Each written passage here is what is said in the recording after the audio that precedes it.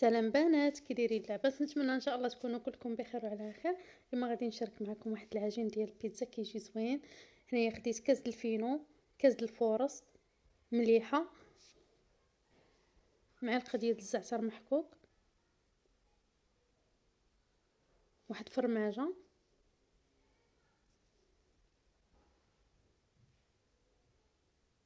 جوج معالق ديال زيت العود، معلقه ديال الخميره،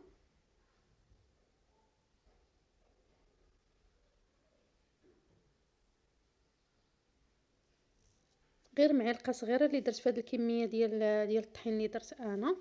صافي وكنجمعوا العجينه بالماء دافي.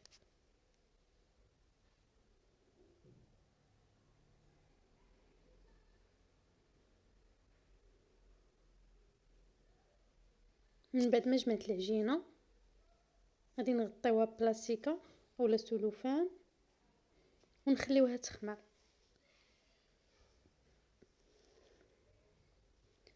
من بعد ما خمرت العجينه مزيان غادي نحيد منها الخميره ونعاود نخليها تخمر المره الثانيه.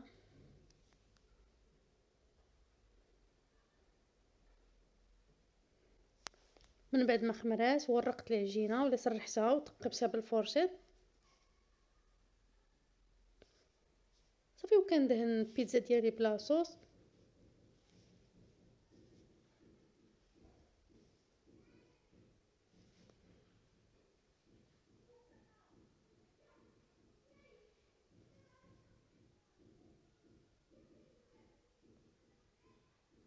واحد البصيله صغيره شحرتها، شويه ديال الفلفل الالوان.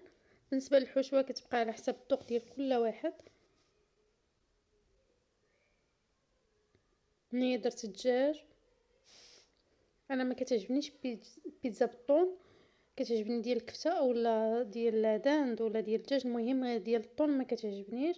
صافي وكندير فرماجه كامل الفوق وكنحكي عليها الزعتر وكندخلها للفرن يكون سخون مزيان. العافيه تكون شاعله من الفوق ومن التحت. بالصحه والراحه.